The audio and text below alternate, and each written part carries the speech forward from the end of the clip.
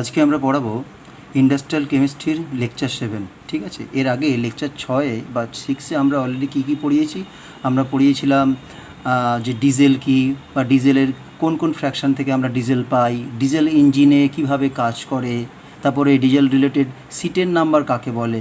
ঠিক আছে, এগুলো কিন্তু পরীক্ষাতে আসতে পারে। সিটের নাম্বার কাকে বলে, অক্টেন নাম্বার কাকে বলে।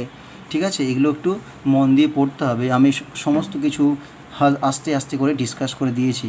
ওকে, আচ্ছা আজকে যেটা আমরা দেখব, আচ্ছা সিটের নাম্বার ছাড়াও আর কী পড়িয়েছিলাম হচ্ছে নন পেট্রোলিয়াম বেসড ফুয়েল, যেমন তার মধ্যে আসছে বেনজল বলেছিল। ওকে, নন পেট্রোলিয়াম বেস, এটা আগের লেকচারেই আছে কিন্তু। বেনজল পড়িয়েছিলাম।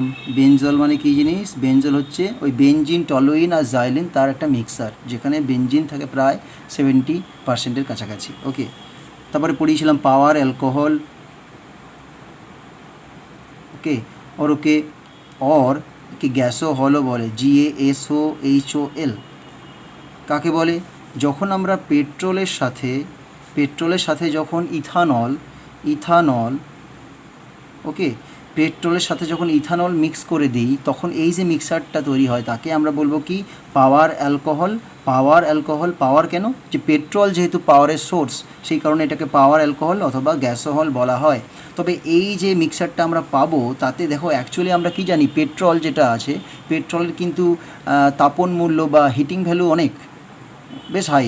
কিন্তু পেট্রোলের ক্ষেত্রে মুশকিলটা হলো, ডাইরেক্ট যদি আমরা বা ডিরেক্ট পেট্রোল ইউজ করি, ওকে, তাহলে কি হয়, তাতে একটু ওই নকিং হতে পারে, মানে ইঞ্জিনটাতে জার্কিং আসতে পারে। এই কারণে আমরা কি চাই, যে পেট্রোলের যাতে নকিং প্রপার্টিটা কমে যায়, মানে অকটেন নাম্বার যাতে বাড়ে। এবার দেখা গেছে এই ইথানলের কিন্তু অকটেন নাম্বার অনেক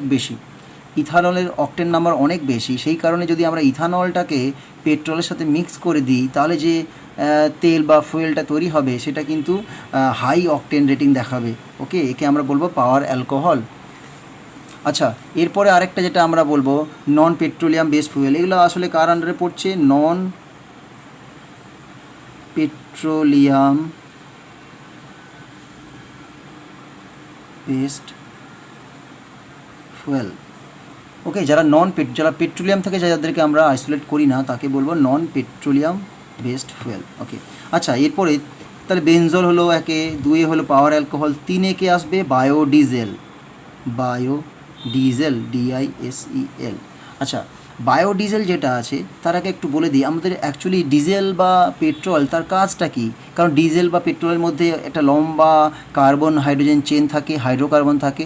সেই হাইড্রোকার্বনটা যখন আমরা অক্সিজেনের প্রেজেন্সে বার্ন করি বা দহন করি, তখন কি হয়, আমাদের প্রচুর এনার্জি তৈরি হয়, এবং সেই এনার্জিটাকে কাজে লাগিয়ে ওই ইঞ্জিনের যে পিস্টনগুলো তারা নড়াচড়া করে বা ইঞ্জিনটা চলতে থাকে। ঠিক আছে, তাহলে আমরা সেটাকে মানে একটা এনার্জি সেটার থেকে আমরা পাচ্ছি।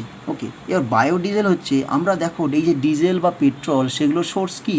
জেনারেলি আমরা জানি যে পেট্রোলিয়াম অথবা ক্রুড অয়েল। কিন্তু পেট্রোলিয়াম বা ক্রুড অয়েলের তো নিশ্চয়ই আনলিমিটেড সোর্স নেই, নেচারে অপরিসীম নেই। তাহলে এই যে খনিজ তৈল বলো বা খনিজ যে পদার্থগুলো, তার একটা লিমিটেড সোর্স আছে নেচারে। তাহলে যদি আমি এই ডিজেলগুলোকে সবসময় বা রেগুলারলি ইউজ করতে থাকি, এত ডিজেলের গাড়ি চলে, আমরা যদি ইউজ করি, তাহলে কি হবে, একটা সময় শেষ হয়ে যাবে। তো শেষ হয়ে গেলে কি হবে, তখন আমাদের খুব মুশকিল হবে।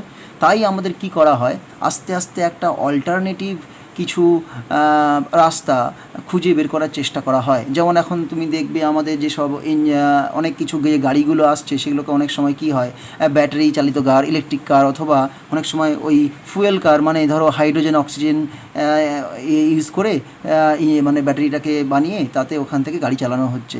ঠিক আছে, তাহলে এই নতুন নতুন কনসেপ্ট আনা যাচ্ছে। তার মধ্যে যেমন বায়োডিজেল একটা, ওই ডিজেলই, কিন্তু সেটা পেট্রোলিয়াম থেকে আসে না, সেটা আসে কোনো বায়ো সোর্স থেকে। বায়ো সোর্স মানে কি? বায়ো সোর্স মানে, তার আগে একটু ছোটো করে ডিসকাস করে নিই। যখন আমাদের এই যে বডিতে যে ফ্যাটগুলো আছে না, ওই ফ্যাট মানে কি? ফ্যাট অ্যাকচুয়ালি ওকে বলে ট্রাইগ্লিসারাইড। ওকে, এটাকে বলবো ট্রাইগ্লিসারাইড। এটা স্ট্রাকচারটা কেমন হবে? গ্লিসারাইড হচ্ছে, এটা হচ্ছে গ্লিসারল, CH2OH। ওকে, আচ্ছা আমি আগে দেখিয়ে দিই, এটা হচ্ছে গ্লিসারল।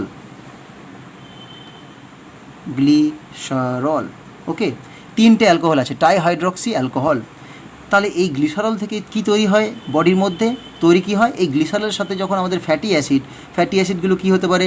এটা হতে পারে R1COOH, ওকে, R1 হতে পারে, R2 হতে পারে, এটাকে ধরো আমি RN বলে দিলাম, যেখানে n এর ভ্যালু ইকুয়াল টু 1 2 3 হতে পারে। এই RNটা কিন্তু একটা লম্বা চেন হতে পারে। ফ্যাটি অ্যাসিডগুলো কি বড় বড় অ্যাসিড হয়, এই n এর ভ্যালু 16 17 18 এরকম হতে পারে, ওকে, পালমেট্রিক অ্যাসিড, স্টিয়ারিক অ্যাসিড, ঠিক আছে। এই ধরনের যে বড় বড় যে অ্যাসিডগুলো হয়, ফ্যাটি অ্যাসিডগুলো হয়, তার যখন আমরা এস্টার কীভাবে বানাই, যখন আমরা কোনো ধরো অর্গানিক অ্যাসিড তার সাথে যদি অ্যালকোহলকে কনডেন্স করি, তাহলে জল বেরিয়ে যায়, দিয়ে একটা এস্টার কম্পাউন্ড তৈরি হয়। তাহলে দেখো এখানে কিন্তু এরা কিন্তু অ্যালকোহল, আর আমি কি নিয়েছি? ফ্যাটি অ্যাসিড নিয়েছি। তাহলে যখন এই দুটো অ্যাসিড এরা কনডেন্স করবে, অ্যালকোহল আর অ্যাসিড, তাহলে কি তৈরি হবে? এস্টার তৈরি হবে। আর যেহেতু 3টে OH আছে, তাহলে এটাকে ধরো R1 বললাম, তাহলে এটাকে ধরলাম R2, আর এটাকে কি বলবো? C++O R3। এই R1 R2 R3 এরা হচ্ছে বিভিন্ন রকম একটা চেন লেন্থ, মানে অ্যালকিল গ্রুপ আমি ধরে নাও, ঠিক আছে। তাহলে এটাকে আমরা কি বলবো? ক্লিয়ার? তাহলে এইটাকেই আমরা বলবো ট্রাইগ্লিসারাইড। কোথায় কোথায় পাওয়া যায়? ফ্যাটে পাওয়া যায়, যে অ্যানিম্যাল ফ্যাট, তারপরে ভেজিটেবল অয়েলে পাওয়া যায়, ওকে, অয়েল, ঠিক আছে। এই সোয়া অয়েল বলো, যা বলো, ভেজিটেবল যে অয়েলগুলো হয় তাতে কিন্তু এই ট্রাইগ্লিসারাইড বা এটা ফ্যাটিও মেটেরিয়াল পাওয়া যায়। এটা কিন্তু জলে যায় না, জলে ইনসলেবল। দেখা গেছে যদি আমরা এই ফ্যাটি অ্যাসিডের এই যে ট্রাইগ্লিসারাইড, এটাকে যদি ভাঙতে পারি, ভেঙে যদি আমরা কি করি, ধরো এটা অ্যাকচুয়ালি কি ট্রাইগ্লিসারাইড, মানে 3টে একসাথে এস্টার গ্রুপ আছে, যদি এটাকে আমরা ভেঙে মনো এস্টারে কনভার্ট করতে পারি, তবে কিন্তু আমাদের একটা কাজ হয়, ওকে। এবং সেখান থেকেই আমরা বায়োডিজেল তৈরি করি। যেমন উদাহরণটা কী দিচ্ছি, তাহলে কীভাবে তৈরি করবো বায়োডিজেল?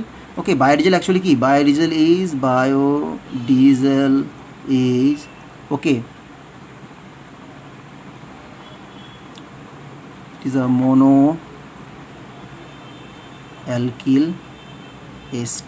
monoalkyl ester, মানে এইভাবে monoalkyl ester, ক্লিয়ার? ঠিক আছে। তাই বায়োডিজেল কি? Biodiesel is the monoalkyl ester, clear, and which can be derived from কোত্থেকে পাবো আমরা এটা? কোত্থেকে? তাহলে বায়োডিজেলটা আমরা পাচ্ছি, এটা একটা monoalkyl ester, যেটা ট্রাইগ্লিসারাইড মানে অ্যানিম্যাল ফ্যাট অথবা ভেজিটেবল অয়েল থেকে পাওয়া যায়, ওকে, ডিরাইভ ফ্রম ট্রাইগ্লিসারাইড, ক্লিয়ার। তাহলে এটা যদি আমরা, তার মানে আমি যদি বাংলায় বলতে চাই, তাহলে বায়োডিজেল একটা হচ্ছে কম্পাউন্ড, অর্গানিক কম্পাউন্ড, যেটা অ্যানিম্যাল ফ্যাট অথবা ভেজিটেবল অয়েল থেকে বানানো যায় বা এক্সট্রাক্ট করা যায়, ক্লিয়ার। কীভাবে? এবার আসছে কোশ্চেন। তাহলে পরীক্ষায় যদি আসে, তাহলে আমি আগে লিখবো যে বায়োডিজেলটা কী জিনিস। এটা একটা অল্টারনেটিভ অয়েল, যেটা আমরা বায়োসোর্স থেকে পাই, ঠিক আছে। আর সেটাকে কীভাবে বানাবো? বানানোর নিয়ম হচ্ছে, আমরা আগে ফার্স্টে একটা ট্রাইগ্লিসারাইড নেব, ওকে, CO R1 CHO CO R2 CH2O CO R3। তাহলে এগুলো কিন্তু সবই কিন্তু এটা কি অ্যাসিড থেকে আসছে।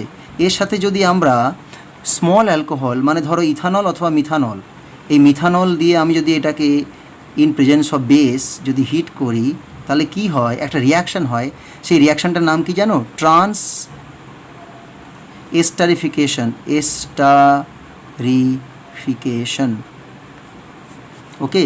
সেই রিয়াকশানটার নাম হচ্ছে ট্রান্স এস্টারিফিকেশন। ট্রান্স এস্টারিফিকেশন মানে কি? যখন এস্টার গ্রুপটা ইন্টারচেঞ্জ হয় অথবা এক্সচেঞ্জ হয়, তখন তাকে বলে ট্রান্স এস্টারিফিকেশন। আমি পরের পাতায় একটু বুঝিয়ে দেবো। তাহলে কি হলো, যখন মিথানল দিয়ে হিট করলাম, তখন কি হবে? এই চা ভেঙে যাবে, ভেঙে গিয়ে কি হবে? ছোট ছোট এইভাবে ROCH3, এটা হচ্ছে methyl, R2 CO CH3 R3 CO CH3। তাহলে R1 R2 R3 তার সঙ্গে কি তৈরি হয়? R3 CO CH3। এটাকে আমরা যদি ইন জেনারেল বলতে চাই, তাহলে কি লিখবো? এটা প্লাস তার সাথে কি তৈরি হয়? তার সাথে হয় গ্লিসারল, CH2OH CH2OH। আচ্ছা, এই যে কম্পাউন্ডগুলো পেলাম R1 R2 R3, তাকে আমি জেনারেলাইজ করে লিখতে পারি, তাহলে RnCOMe, যার নাম হচ্ছে বায়োডিজেল। ঠিক আছে, তাহলে এই পদার্থ যেটা আমরা পাচ্ছি কিভাবে, বাই ট্রান্স এস্টারিফিকেশন। ট্রান্স এস্টারিফিকেশনের নিয়মটা হচ্ছে, ধরো আমার কাছে একটা এস্টার আছে এইভাবে, R1CO R2 প্লাস, আমি ধরো এখানে কী করলাম, আর একটা ধরো R3OH ইউজ করলাম, একটা অ্যালকোহল ইউজ করলাম, তাহলে কি হবে, এখানে এক্সটার গ্রুপটা কি হবে, এক্সচেঞ্জ হয়ে যাবে OR3 প্লাস R2OH। তার মানে কী হলো দেখো, এখানে যে R2টা ছিল ওটা চলে গেল কোথায়, অ্যালকোহলে, আর এই R3টা চলে গেলো কোথায়, এস্টারে। এই ধরনের রিয়াকশানকে আমরা কি বলবো, ট্রান্স এস্টারিফিকেশন, মানে এস্টার গ্রুপটা এক্সচেঞ্জ বা ইন্টারচেঞ্জ হয়, ট্রান্স এস্টারিফিকেশন। ঠিক আছে, তাহলে এই ধরনের রিয়াকশানকে আমরা বলবো কি, ট্রান্স এস্টারিফিকেশন। আচ্ছা, এবার আমরা তো বায়োডিজেল বানালাম, কিন্তু সেই বায়োডিজেলটা কতটা কাজে লাগবে বা কতটা উপকারী, তার কি করতে হবে, তার জন্য আমাদেরকে কিছু টেস্ট করতে হবে। সাধারণত কি করা হয়, এই যে বায়োডিজেলটা পাওয়া যায় বা বানানো হয়, তার সাথে যে ডিজেল আমরা অলরেডি মার্কেট থেকে পাই, কমার্শিয়াল ডিজেল যেটা বলে, তার কিছু কম্প্যারিজন করা হয়, তার কিছু প্যারামিটারকে আমরা তুলনা করি এবং তুলনা করে দেখি কোনটা ভালো। যদি দেখি যে যেটা বানালাম, মানে যেটা বায়োডিজেলটার যদি যা যা কোয়ালিটি আছে বলো বা গুণাগুণ বলো, যদি আমাদের এই কমার্শিয়াল ডিজেলের কাছাকাছি হয়, তাহলে আমরা কি করব, বায়োডিজেলটাকে ইউজ করতে পারবো ইজিলি। ঠিক আছে, তাহলে প্রপার্টিজ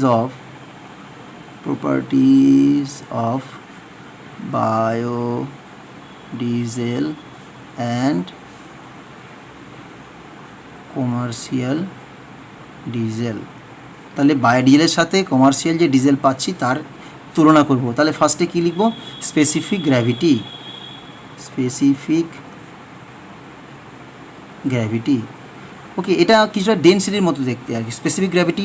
ওকে, তাহলে দেখা যাচ্ছে বায়োডিজেলের ক্ষেত্রে তার স্পেসিফিক গ্র্যাভিটি কত, স্পেসিফিক গ্র্যাভিটি অফ আচ্ছা, বায়োডিজেলকে আমি লিখলাম BD ইকুয়াল টু কত, মোটামুটি ধরো 0.88। ওকে, আবার কমার্শিয়াল ডিজেলের কত, স্পেসিফিক গ্র্যাভিটি অফ কমার্শিয়াল ডিজেলের কত হচ্ছে প্রায় 0.81, তাহলে কাছাকাছি। এবার দেখি তো C10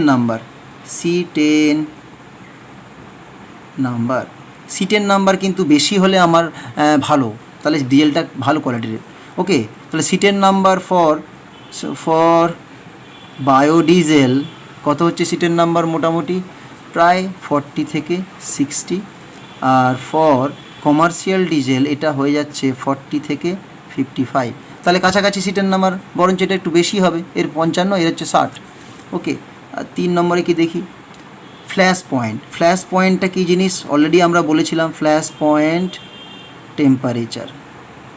ফ্ল্যাশ পয়েন্টটা মানে কি, যে টেম্পারেচারে কোনো ফুয়েল, যে মিনিমাম যে টেম্পারেচারে কোনো ফুয়েল জ্বলনশীল মিক্সচার বানায়। ওকে, আমরা অলরেডি বলেছিলাম যে কোনো মিক্সচার কিন্তু জ্বলে না। ওকে, যদি ধরো প্রচুর বাতাসের সাথে একটু আমি এলপিজি মিশিয়ে দিলাম, সেখানে যদি ম্যাচ দিয়ে ইগনাইট করতে চাই, সেটা জ্বলবে না। তাহলে মিনিমাম একটা অ্যামাউন্টের এলপিজি থাকতে হবে ওই মিক্সারে। ঠিক আছে, তেমনি ধরো আমি প্রচুর বাতাসের মধ্যে কিছুটা পেট্রোল ভেপার মিশিয়ে দিয়েছি, তাহলে কিন্তু সেটা জ্বলবে না, দাহ্য নয়। তাহলে আমাকে কী করতে হবে, নিশ্চয়ই বাতাস বা এয়ারের সাথে পেট্রোলের একটা রেশিও নিতে হবে। ওই যে রেশিও মিক্সারটা তৈরি হচ্ছে, যত মিনিমামে সেটা তৈরি হবে, যে মিনিমাম টেম্পারেচারে এই ধরনের মিক্সার তৈরি করা সম্ভব, তাকে কি বলা হয়, flash point temperature, minimum temperature. ঠিক আছে, এবার ফ্ল্যাশ পয়েন্ট টেম্পারেচার ফর বায়োডিজেলের কত, এই টেম্পারেচারটা ফর বায়োডিজেল এটা অনেকটা বেশি, 100 থেকে 170 ডিগ্রি সেন্টিগ্রেড। আবার কমার্শিয়াল ডিজেল কত, এটা হচ্ছে একটু কম, প্রায় ধরো 60 to 80 ডিগ্রি। এবার দেখো এই দুটো পার্থক্য আমার সুবিধাটা কি, যদি কোনো একটা ধরো তেল বা কিছু বা ডিজেল বা পেট্রোল যদি খুব কম টেম্পারেচারে সহজেই ওই মানে কি বলবো আমরা জ্বলনশীল মিক্সার বানিয়ে ফেলে, তাহলে সেটা কিন্তু ডেঞ্জারাস। যদি খুব লো টেম্পারেচারে যদি ওটা জ্বলনশীল পদার্থ বানিয়ে ফেলতে পারে, তাহলে কিন্তু সেখান থেকে একটা বিপদ হতে পারে। ধরো তুমি কোথাও প্রচুর ডিজেল স্টোর করে রেখেছো, তা ডিজেলটা কোথা থেকে একটু লিক করলো, গ্যাস ফর্ম করলো, দূরে কোথাও কেউ হয়তো একটু হয়তো কিছু মানে গ্যাস বার্নার দিয়ে গ্যাস জ্বালাচ্ছে বা কিছু রান্নাবান্না করছে, তাহলে ওটা আগুন লাগতে পারে। ফলে সহজে যদি আমার ইগনাইটেবল মিক্সচার তৈরি হয়ে যায় সেটা কিন্তু বিপজ্জনক। তাহলে ফ্ল্যাশ পয়েন্ট টেম্পারেচারটা একটু বেশি থাকলে আমাদের সুবিধা, সেফটি, ওকে, সহজে ওটাকে ফুয়েলটাকে আমরা প্রিজার্ভ করতে পারবো। ওকে, তাহলে এই দিকতে দেখতে পাচ্ছি বায়োডিজেলের কিন্তু ফ্ল্যাশ পয়েন্ট টেম্পারেচারটা একটু ভালো মানে বেশি আছে। 4 দাগে দেখি কি আছে, হিটিং ভ্যালু মানে ক্যালোরিফিক ভ্যালু, হিটিং ভ্যালু। ওকে, বায়োডিজেল আর কমার্শিয়াল ডিজেল এই দুটোর কিন্তু হিটিং ভ্যালুটা প্রায় কম্পারেবল, ওই 11,000 সামথিং বা থেকে 12,000 kilo calorie per metre cube এরকম আর কি। ওকে, কম্পারেবল। ওকে, এই দুটো হচ্ছে বিডি আর সিডির ক্ষেত্রে এই দুটো কম্পারেবল হিটিং ভ্যালু। আর কি হতে পারে দেখি, হিটিং ভ্যালু ছাড়া আর হতে পারে ধরো মোটামুটি এই কটা আমাদের মোটামুটি পয়েন্ট আছে, ঠিক আছে, তাহলে এগুলো আমাদের মনে রাখতে হবে। তাহলে স্পেসিফিক গ্র্যাভিটি, সিটের number, flash point, heating value, তাহলে এইগুলো আমরা ফার্স্টে দেখলাম। আচ্ছা দেখি তো আর অ্যাডভান্টেজ কী আছে, দেখি অ্যাডভান্টেজ, বায়োডিজেলের অ্যাডভান্টেজ কি, নাম্বার 1, যেহেতু দেখো বায়োডিজেলটা একটা ন্যাচারাল সোর্স থেকে পাচ্ছি না ডিরেক্টলি, আমরা কি বায়োডিজেলটা কোনো মানে কোল বা মাইন থেকে পাচ্ছি না। ওকে, এটা তো কোনো মানে এটা হচ্ছে তোমার কী বলবো আমরা, কী বলো তো, নন রিনিউয়েবল ফুয়েল, বা সরি এটাকে রিনিউয়েবল ফুয়েল বলবো।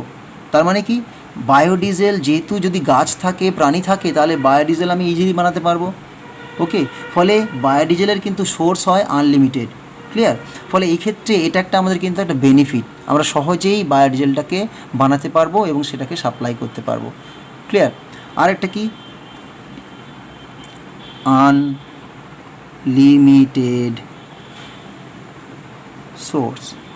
ওকে, আর কি হতে পারে 2 নম্বরে, কি হতে পারে 2 নম্বরে হতে পারে, যেহেতু বায়োডিজেলের ক্ষেত্রে তোমার ফ্ল্যাশ পয়েন্ট টেম্পারেচারটা বেশি, তাহলে এই যে মানে ইমিশন, ধরো আমি কোথাও বায়োডিজেল বা ডিজেল স্টোর করে রেখেছি, সেখান থেকে আস্তে আস্তে উদ্বাহী হয়ে বেরিয়ে যাচ্ছে, ইভাপোরেট করে যাচ্ছে বা কিছু, ওকে, তাহলে সেটা কিন্তু হবে না, তাহলে লোয়ার ইমিশন।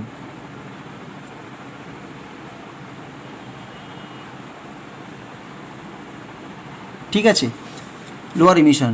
নাম্বার 3 কী হতে পারে, এটা কিন্তু লেস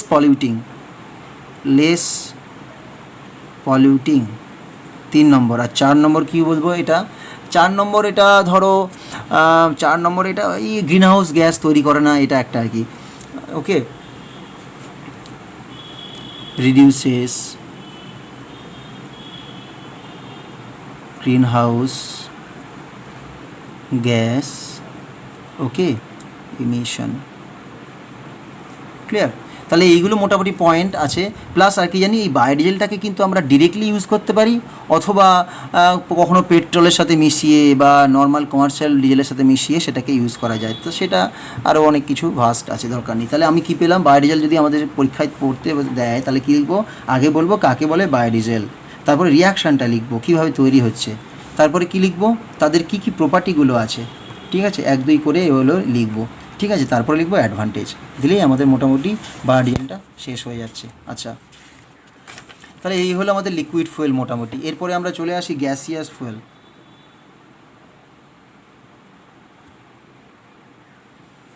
গ্যাসিয়াস ফুয়েল মানে যে সমস্ত ফুয়েলগুলো নর্মাল টেম্পারেচারে গ্যাসিয়াস ফর্মে থাকে তাকে আমরা বলবো গ্যাসিয়াস ফুয়েল। ওকে, এই এবার গ্যাসিয়াস ফুয়েলসকে ক্লাসিফিকেশন করা যায় তাদের সোর্স অনুযায়ী, কীভাবে উৎপন্ন হচ্ছে, কীভাবে তৈরি হচ্ছে, ক্লাসিফিকেশান বেসড অন সোর্স, কীভাবে তৈরি হচ্ছে তার উপর ডিপেন্ড করে 3 রকমের গ্যাসিয়াস ফুয়েল হয়। ওকে, তাহলে একটা ফার্স্টে কী হতে পারে, ডিরেক্টলি ফ্রম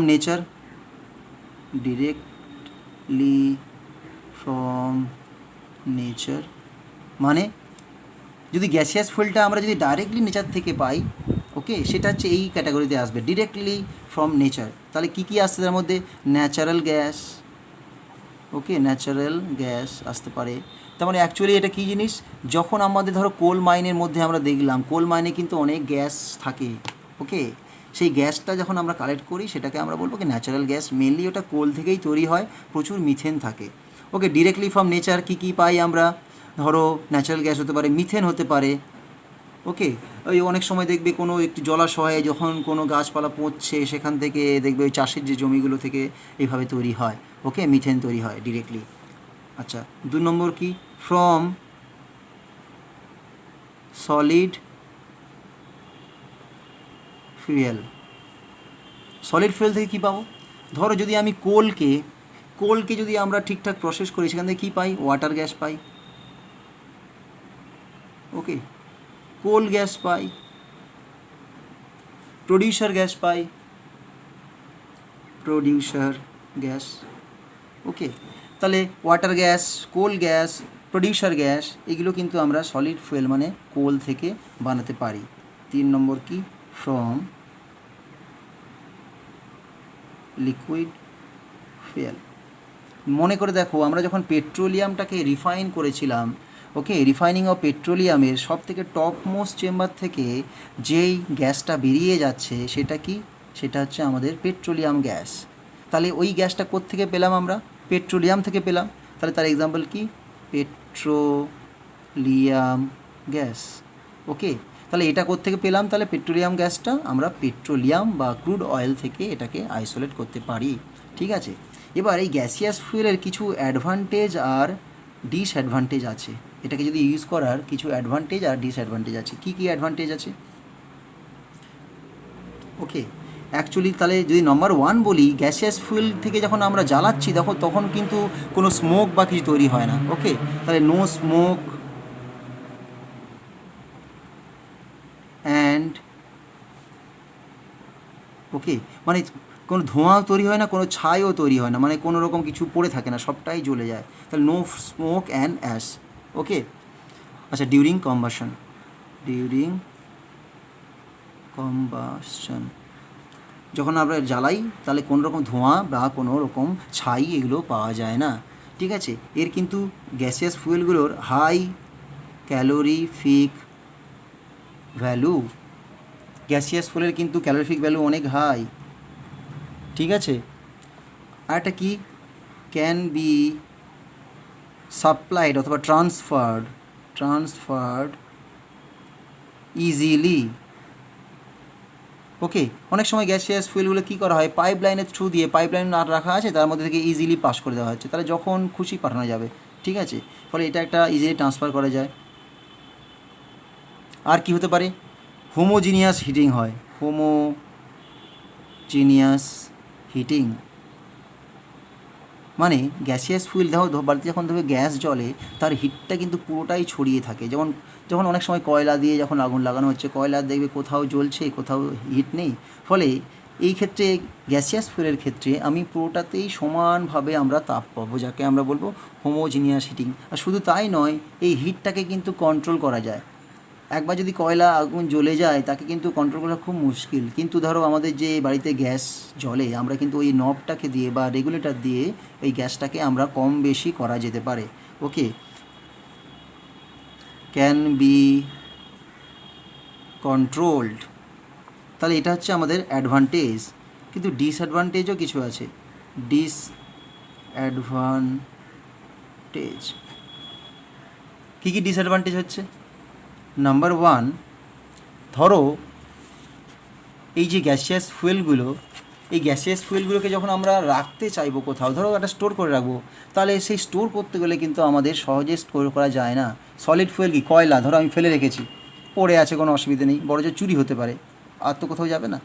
কিন্তু গ্যাসিয়াস ফুয়েল ধরো এলপিজি, তাকে স্টোর করার জন্য ইন্ডাস্ট্রিতে কী করা হয়, বিশাল বড় বড় কন্টেনার রাখতে হয়, মোটা ওয়াল দিয়ে বানাতে হয় কন্টেনার। ওকে, তাহলে এখানে problem of storage, STORAGE। Okay, storage related problem হতে পারে। আর কি হতে পারে, মানে অ্যাক্সিডেন্ট হওয়ার চান্স বেশি, কারণ গ্যাসিয়াস ফুয়েলগুলো সহজেই তোমার দাহ্য হয়ে যায়, সহজেই আগুন লেগে যাওয়ার চান্স আছে। ওকে, chance of,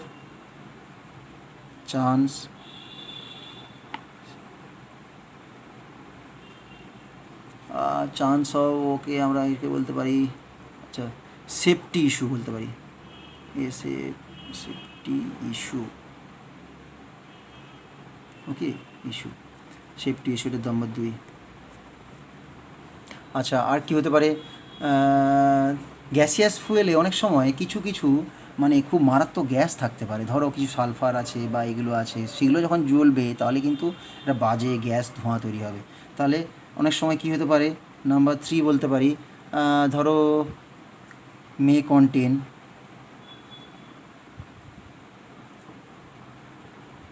okay poisonous gas থাকতে পারে। ওকে, এটা পয়জনাস পয়জনাস গ্যাস থাকতে পারে। তাহলে এই হলো আমাদের মোটামুটি অ্যাডভান্টেজ। ক্লিয়ার? তাহলে এবারে চলে যাব কি কি, এবারে আমরা ডিসকাস করব কয়েকটা গ্যাসিয়াস ফুয়েল নিয়ে আলোচনা করব। ফার্স্টে চলে আসি কি, ন্যাচারাল গ্যাস। ওকে, ন্যাচারাল গ্যাস। ন্যাচারাল গ্যাসটা কী জিনিস? অ্যাকচুয়ালি দেখবে কোল মাইন থেকে যেসব গ্যাসকে আমরা কালেক্ট করি, collected or isolated from okay coal mine. তাহলে কোল মাইন থেকে যে গ্যাসটাকে আইসোলেট করা হয় বা সেপারেট করা হয় তাকে আমরা বলবো কি, ন্যাচারাল গ্যাস। এই ন্যাচারাল গ্যাসের মেন কম্পোজিশন কি? ওকে, এর মধ্যে মেনলি থাকে কি, মিথেন, CH4। মেন কম্পোজিশন হচ্ছে মিথেন। ঠিক আছে, মিথেন ছাড়া অন্যান্য যে ফ্র্যাকশানগুলো ওকে একটু হালকা অল্প একটু ইথেন থাকতে পারে, এটা হচ্ছে মেজর। ওকে, বাকি ইথেন, প্রোপেন, ওকে কার্বন ডাইঅক্সাইড ধরো, এগুলো কিন্তু অল্প পরিমাণে, লেস। তাহলে মেন কি থাকে? মিথেন থাকে, কিছুটা হাইড্রোজেন সালফাইড H2S থাকতে পারে। তাহলে ন্যাচারাল যে গ্যাসটা তার মেন কম্পোজিশন কিন্তু মিথেন। আর যেহেতু মিথেনটার মানে হিটিং ভ্যালু বেশি হাই, খুব হাই, তাই আমাদের এই যে ন্যাচারাল গ্যাসের কিন্তু আমাদের হিটিং ভ্যালু খুব হাই, মানে অনেক মানে হিট পাওয়া যায়। মোটামুটি আমরা 12,000 থেকে 14,000 kilo calorie per metre cube. Okay, তাহলে এটা হচ্ছে মোটামুটি আমাদের ন্যাচারাল গ্যাস। এর ইউজেস কোথায় হবে? ওকে, কোথায় আমরা ইউজ করব? এই ইউজটা মেনলি আমরা করতে পারি কোথায়? অনেক সময় ন্যাচারাল গ্যাসকে আমরা যদি আমাকে কনডেন্স করে নিই তাহলে সেটা কি তৈরি হয়? কনডেন্স ফ্রম CNG হবে। ওকে, ইউজ যেটা হবে natural gas as fuel in automobile, মানে গাড়ি শিল্পে অ্যাজ সিএনজি মানে কম্প্রেসড ন্যাচারাল গ্যাস। ঠিক আছে, সিএনজি হিসাবে আমরা দেখবে অনেক সময় আমরা শুনি যে গাড়িতে সিএনজি ইউজ হয়। সিএনজি মানে কম্প্রেসড ন্যাচারাল গ্যাস। মানে ন্যাচারাল গ্যাসটাকে আমরা খুব লো টেম্পারেচার করে হাই প্রেশার দিয়ে যদি আমরা ওটাকে কনডেন্স করে দিতে পারি সেটা, তাহলে কী হবে? ওটা লিকুইড হয়ে যাবে। তাহলে সেটা হলো CNG in the automobile industry. তাছাড়াও আমরা ন্যাচারাল গ্যাসটাকে দিয়ে ডোমেস্টিক কাজে ইউজ করতে পারি, ইন্ডাস্ট্রিয়াল কাজে ইউজ করতে পারি। Industrial use. ওকে, তাহলে মোটামুটি এগুলো হলো আমাদের ন্যাচারাল গ্যাসের কোথায় কোথায় ইউজ হবে। ঠিক আছে, তা ন্যাচারাল গ্যাসটা তাহলে আমরা কী করতে পারি? আইদার গ্যাসিয়াস ফর্মে ইউজ করতে পারি অথবা এটাকে কনডেন্স করিয়ে সিএনজি ফর্মে ইউজ করতে পারি। আচ্ছা, এবার এই যে ন্যাচারাল গ্যাস যখন আমরা সিএনজি হিসাবে নিচ্ছি তাহলে কী হবে? তাহলে আমরা দেখি এই যে সিএনজিটা, অনেক সময় আমরা সিএনজিকে অটোমোবাইলে বা গাড়িতে ইউজ করি, তার কী কী অ্যাডভান্টেজ আছে সেটা দেখি তো। অ্যাডভান্টেজেস অফ সিএনজি, কী কী অ্যাডভান্টেজ আছে? ওকে, নাম্বার 1 যদি বলি আমরা অ্যাডভান্টেজ, ওকে এটা খুব হচ্ছে আমরা বলতে পারি এনভায়রনমেন্ট ফ্রেন্ডলি। মানে কি? যেহেতু এই ন্যাচারাল গ্যাসে যে ফ্র্যাগমেন্টটাকে মিথেন, এবং সেই মিথেনে কার্বন রেশিও খুবই কম, 1:4, 4টে হাইড্রোজেন একটা কার্বন, তার জন্য এটা বার্ন হওয়ার সময় কিন্তু খুব একটা বেশি পলিউশন হয় না, মানে কার্বন ডাইঅক্সাইড বেশি তৈরি হয় না। ওকে, তাই লেস পলিউশন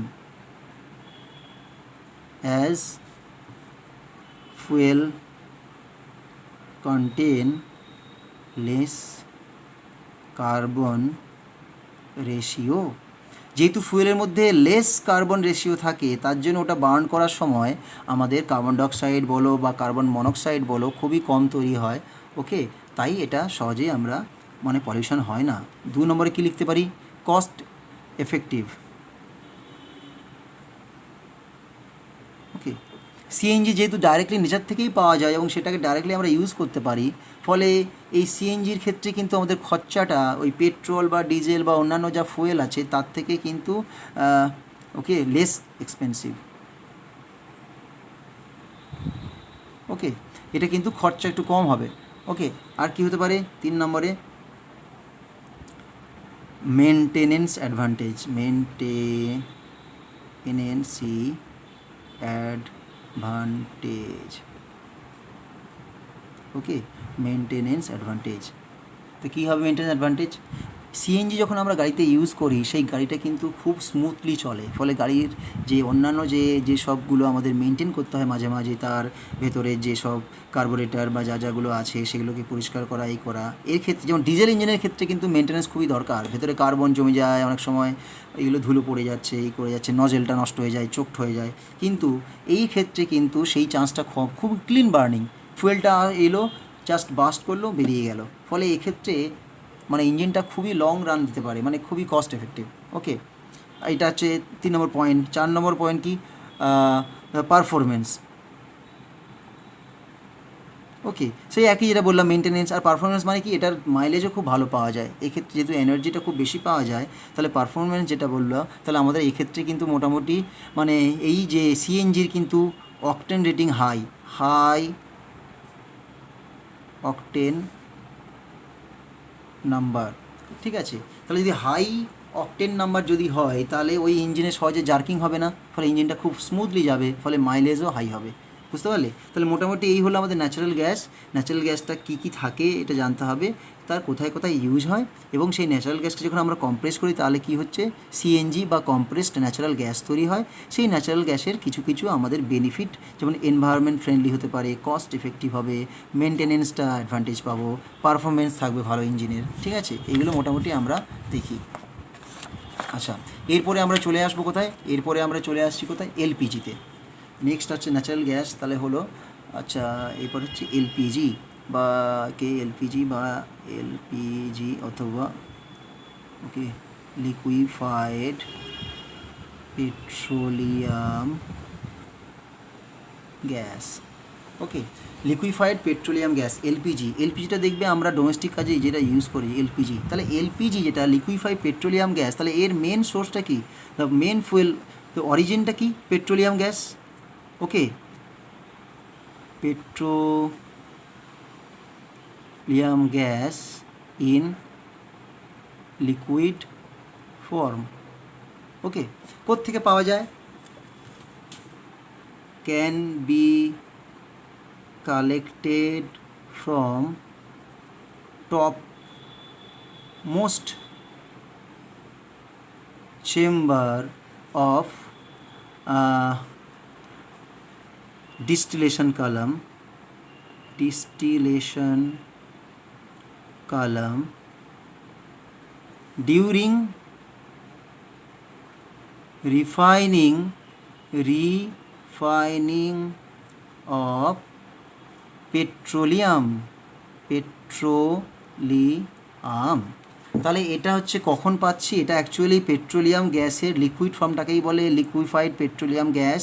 এবং সেটা কখন আমরা কালেক্ট করতে পারি? আমরা পড়িয়েছিলাম যখন আমরা রিফাইনারিতে পেট্রোলিয়ামকে রিফাইন করি, তখন তার যে টপমোস্ট চেম্বার, যার টেম্পারেচার বিলো 35, ওই টপমোস্ট চেম্বার থেকে যে গ্যাসটা কনডেন্স না করে বেরিয়ে যাচ্ছে বাইরে, তাকে বলবো আমরা পেট্রোলিয়াম গ্যাস। ঠিক আছে, তাকেই আমরা বলবো কি? Petroleum gas. তাহলে এর কম্পোজিশন কি আছে দেখি তো। কম্পোজিশন মেনলি পেট্রোলিয়াম গ্যাসে কি কি থাকে? C1 থেকে C4 কার্বন থাকে।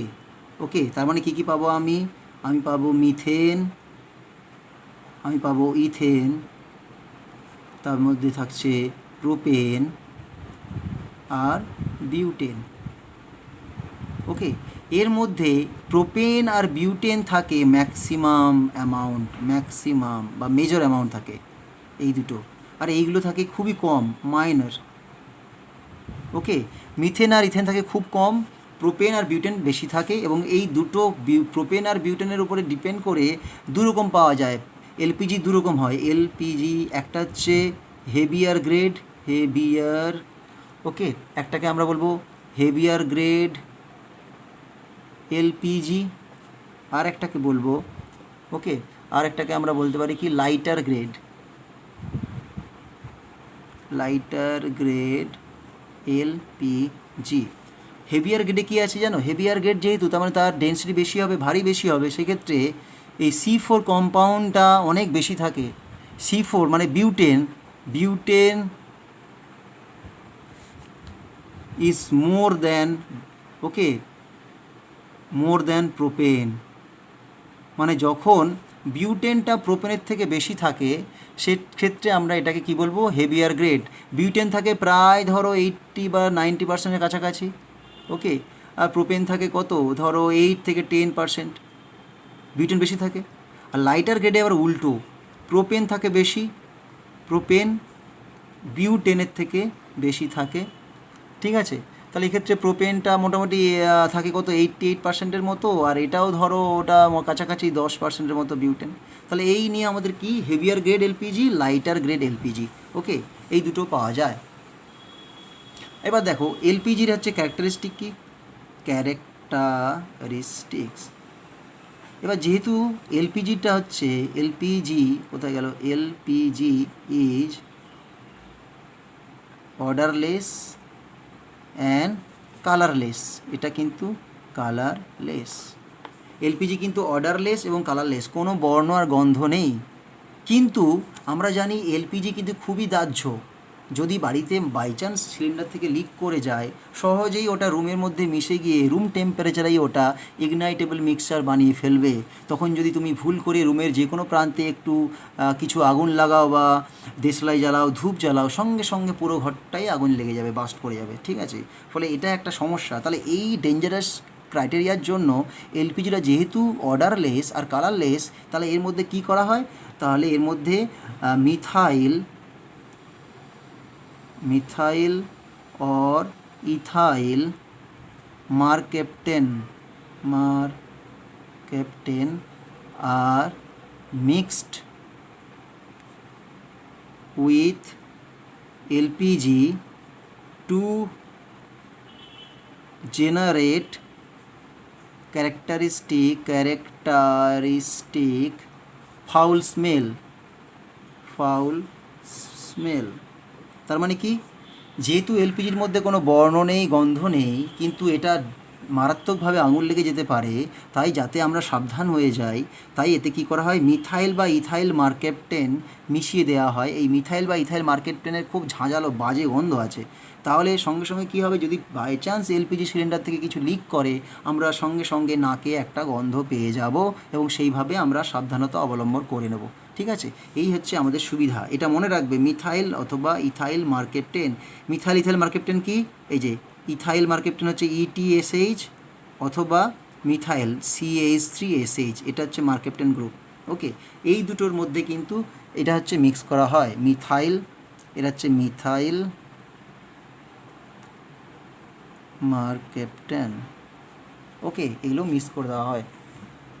তাহলে এই হচ্ছে ব্যাপার। এবার আমাদের কি আছে, ইউজ কি হবে, এলপিজির ইউজ খুব মারাত্মক লেভেলের হয়। এটাও কিন্তু খুব ক্লিন বার্নিং ফুয়েল, খুবই ভালোভাবে দেখবে যখন এলপিজি আমরা ধরানো হয়, যখন ওই সিমটা এখন আমাদের রেগুলেটরটাকে ফুল করে দেওয়া হয়, ওটা পুরো নীলভাবে জ্বলে, নীলভাবে জমছে, মানে কি খুব হাই টেম্পারেচার তৈরি হচ্ছে, ঠিক আছে। এবং এটা খুব ক্লিন বার্নিং, এর পলিউশন খুবই কম এবং ভালোভাবে পরিষ্কারভাবে এটা জ্বলে, ওকে। ফলে ডিরেক্টলি আমাদের কী পাচ্ছি, কার্বন তৈরি হয় না, কার্বন ডাইঅক্সাইড তৈরি হয়, ওকে। তাহলে খুব ক্লিন বার্নিং। তাহলে ইউজ কোথায় হতে পারে, ডোমেস্টিক পারপাসে, ডোমেস্টিক পারপাস, ওকে। নাম্বার 2 হতে পারে অটোমোবাইল, অনেক সময় অটো বা এগুলোতে গাড়িতে আমরা এগুলোকে ইউজ করতে পারি, ওকে। এইসবভাবে ইউজ করা হয়, ঠিক আছে। তাহলে এটা ইউজ হচ্ছে ডোমেস্টিক পারপাসে ইউজ হতে পারে, অটোমোবাইলে ইউজ হতে পারে, ঠিক আছে। তাহলে এই যে, তাহলে মোটামুটি আমরা লিকুইড ফুয়েল শেষ করে দিলাম। আচ্ছা, তাহলে আমাদের এখানে লিকুইড ফুয়েল সিলেবাস অনুযায়ী এইটুকুই ছিল মোটামুটি, এলপিজি কী বা এইগুলো, তাহলে বুঝতে পারলে। তাহলে এলপিজি হচ্ছে আমাদের লিকুইফাইড পেট্রোলিয়াম গ্যাস, ওকে, যেটার সোর্স কি পেট্রোলিয়াম গ্যাস। কোত্থেকে পাবো আমরা, যখন আমরা পেট্রোলিয়ামকে রিফাইনিং করব, তার যে টপ মোস্ট চেম্বার থেকে যে গ্যাসটা সেপারেট হয় তাকে বলে আমাদের পেট্রোলিয়াম গ্যাস, ওকে। তার মধ্যে কি কম্পোজিশন আছে, তার মধ্যে আছে মেনলি আছে প্রোপেন আর বিউটেন, আর অল্প পরিমাণে আছে মিথেন আর ইথেন, ওকে। আর এই প্রোপেন আর বিউটেনের রেশিও অনুযায়ী এটাকে দুটো ভাগে ভাগ করা হয়েছে, হেভিয়ার গ্রেড এলপিজি আর লাইটার গ্রেড এলপিজি। হেভিয়ার গ্রেডের মধ্যে কি, এটা বেশি ভারী, মানে এতে বিউটেন বেশি থাকে, আর লাইটার গ্রেডে কি, প্রোপেন বেশি থাকে। ঠিক আছে। আর একটা কোশ্চেন অনেক সময় দেয় যে এলপিজির মধ্যে কেন আমরা ফাউল স্মেলিং বা অথবা ঝাঁঝালো গন্ধের কোনো কম্পাউন্ড মেশানো হয়। দেখো এখানে মিথাইল মার্কেপটেন অথবা ইথাইল মার্কেপটেন মেশানো কেন হয়, কারণ এলপিজিটা কিন্তু কালারলেস, অর্ডারলেস, অথচ এলপিজির কিন্তু ফ্ল্যাশ পয়েন্ট টেম্পারেচার প্রায় রুম টেম্পারেচার কাছাকাছি, ওকে 23-24 এইরকম। ফলে রুম টেম্পারেচারে এটা কি করে, এটা মানে জ্বলনশীল মিক্সার বানাতে পারে, যাকে আমরা কি বলি, ইগনাইটেবল মিক্সার বানিয়ে ফেলে। ধরো বাড়িতে কোনোভাবে গ্যাস সিলিন্ডার নবটা অন আছে, ওই গ্যাসটা বেরিয়ে এক জায়গায় কিন্তু জমবে না, এক জায়গায় বসে থাকবে না, ওই গ্যাসটা আস্তে আস্তে পুরো ঘরে ছড়িয়ে যাবে। ছড়িয়ে গিয়ে কি হয়, একটা কম্বাস্টেবল মিক্সার বানাবে, ওকে।